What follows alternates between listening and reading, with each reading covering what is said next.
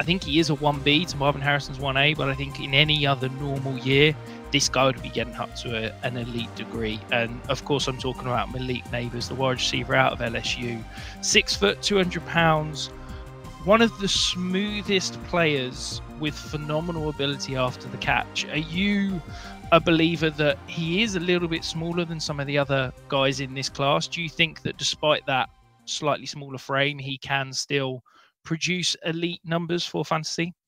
Yeah, absolutely. I think with Malik Nabers, when you look at the player he is, I almost wonder if he's like a geometry major in college, the way that he figures out angles.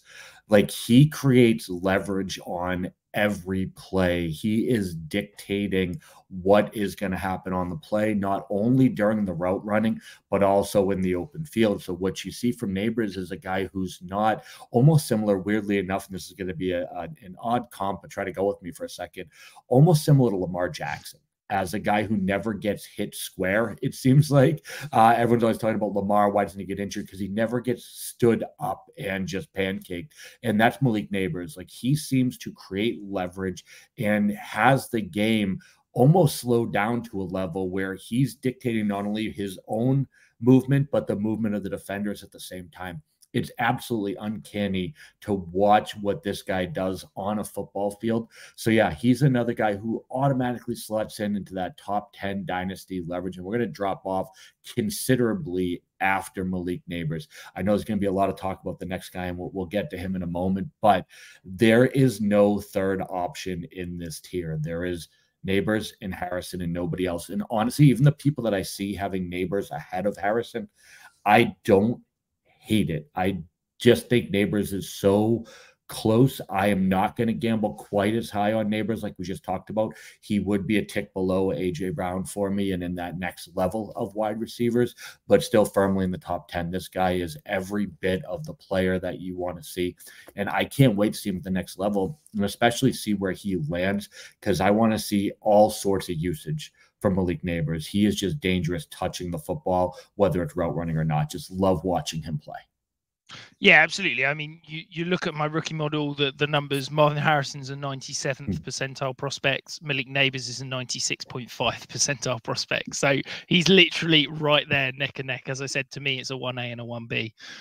I really love Malik Nabers. He's so much fun to watch. I get what you're saying about the Lamar Jackson comp in terms of he's got that real subtle agility where he gets defenders off balance so that he's not taking the hit. He leaves his feet into the challenge so that he can absorb the hit rather than take the full whack. So I completely get that. Where I'm fascinated is how he's going to get used in the NFL, because he is a player that you could line up and say, right, he's Aussie. He's going to line up off the line of scrimmage outside. He's going to run a complete route tree, and he's probably going to be a really great receiver doing that. But where Malik Nabers could be, incredible is you can use him in inventive ways. I think if you can use him in the screen game, in the, maybe out of the backfield on jet sweeps, get the ball in his hands and use that phenomenal yak ability. But also he can run a full route tree. He's not just a gadget player. He's like a true Z receiver with gadget traits. And I think that if you get a really inventive offensive play caller, if you get someone that's going to say, actually, let's force feed this guy the ball.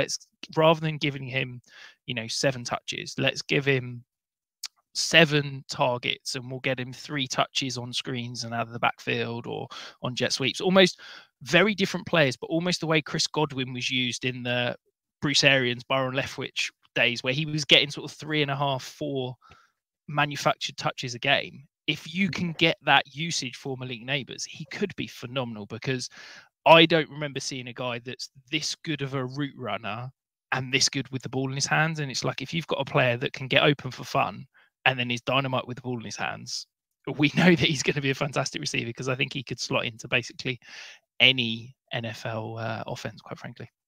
Yeah, absolutely. I think what you're hoping for Malik Nabers is basically that Zay Flowers usage, and he's just a much better player than Zay ever was. Yeah, absolutely. Zay plus.